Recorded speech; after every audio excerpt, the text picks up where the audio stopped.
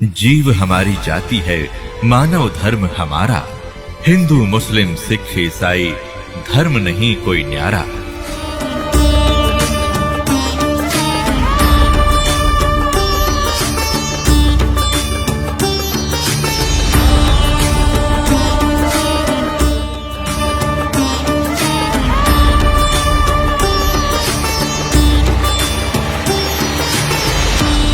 तब उधर से क्या हुआ कि परमात्मा ने फिर बताया उस गरीबदास जी को कि बेटा मैं प्रत्येक युग में जाता हूं। सतयुग में सत सुकृत कह टेरा, त्रेता नाम मुनींद्र मेरा, द्वापर में करुणा में कहाया, यो कलयुग नाम कबीर धराया। मैं प्रत्येक युग में जाता हूं, एक लीला करता हूं। प्रत्येक युग में जब भक्ति प्रवेश करने जाता हूं, एक शिशु रूप धारण करके मैं किसी सरोवर में कमल के फूल पर विराजमान होता हूं और वहां से कोई निसंतान दंपत्ति मुझे उठा ले जाती है। परमात्मा ने फिर सारी बताई कि सतयुग, इस सतयुग में ऐसे ऐसे विद्याधर नाम का ब्राह्मण और उसकी पत्नी वो उठाकर दीपिका उठाकर ले गई। फिर वही ऐसे बने, सारी कहानी बताई कि वही फिर आगे चल के रामानंद बने और सारी कथा बताई। और कलयुग में जब मैं गया बेटा, मुझे एक नीरू नीमा नाम के जुल्हे उठा के ले गए थे काशी बनारस शहर से के तालाब से, लहर तारा तालाब से। और उनका कोई पिछला हिसाब था। ये नीरू नीमा कौन थे? द्वापर के अंदर एक सुदर्शन नाम के परमात्मा के भक्त हुए थे। जब परमेश्वर करुणामय नाम से आए हुए थे, उसने प्रार्थना की थी कि मेरे माता पिता ने आपका ज्ञान भगवान स्वीकार नहीं किया और ये बहुत दुख पाएंगे।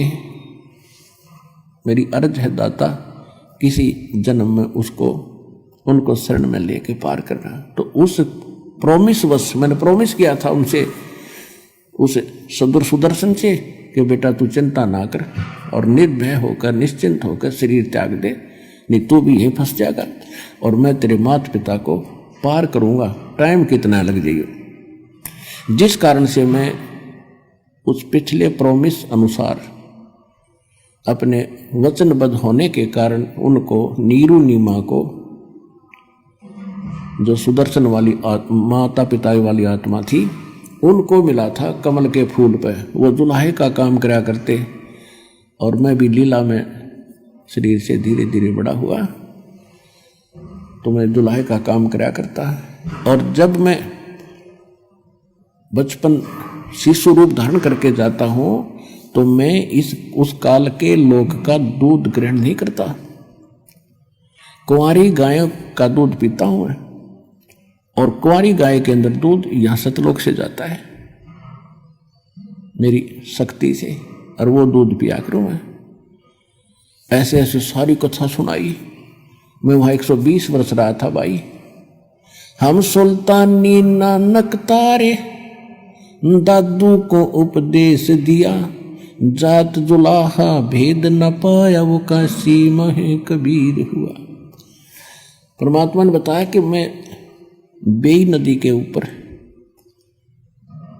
इस नानक जी को मिला था और उनको अंतर्ध्यान किया।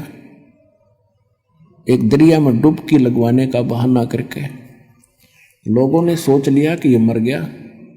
वो खोद रहे थे डाउन स्ट्रीम में, मैं ले गया उनको अप स्ट्रीम में जिधर से जल आ रहा था। वहां जाकर उनके समझाया, बैठाया, उनके शरीर को वहां छोड़ा। उनको भी मैं यहां लेकर आया था बेटा।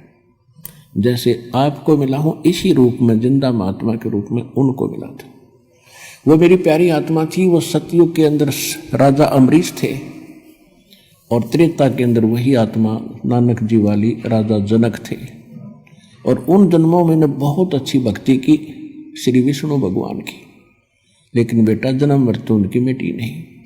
और आप सभी मेरी आत्मा हो, अपने को दुख होता है, तुम वहाँ कष्ट उठा रहे हो और मैं यहाँ तुम्हारे लिए रो रहा हूँ।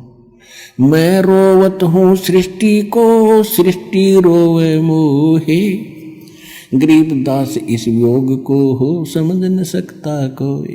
कि हे गरीबदास, वो नीचे के जितने भी ब्रह्मांडों में प्राणी हैं वो उस समर्थ सुखदायी भगवान, कष्ट निवारक, संकट मोचन भगवान को खोज रहे हैं, उसके लिए रो रहे हैं, हमें सुख दो, हमारा दुख निवारण करो। और जिनको ये सुखदायी और संकट मोचन मान बैठे हैं वो संकट मोचन नहीं है। और मैं जाकर कहता हूं कि मैं हूं वो संकट मोचन, मैं तुम्हें दुख, सारे दुख दूर करूंगा, तुम्हें सुख दूंगा और वो कंप्लीट सोल्यूशन दूंगा, कंप्लीट मोक्ष दूंगा, पूर्ण मोक्ष दूंगा।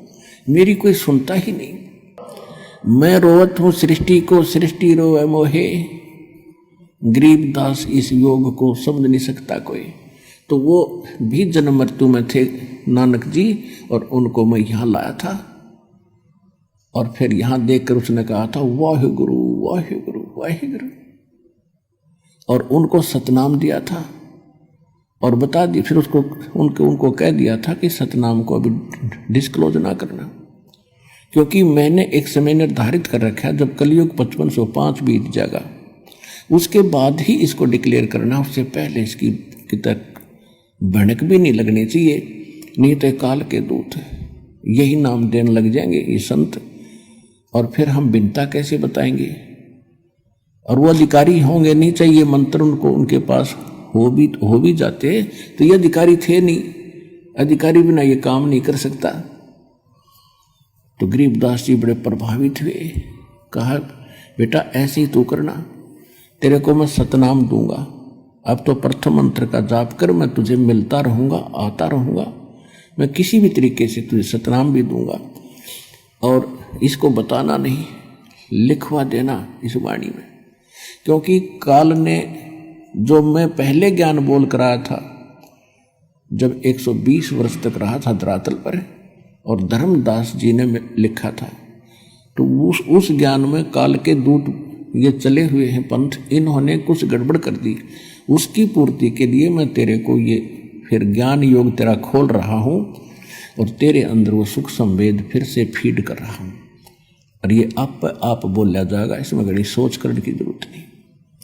और लिखवा देना इसको, कोई दृढ़ व्यक्ति ढूंढ के लिखवा देना, इसमें लिख देना सारे मंत्र, लेकिन देना नहीं, किसी को सतनाम भी नहीं देना, सार नाम की तो बनक भी मत लागण थी, नहीं तो सारा काम बिगड़ जाएगा।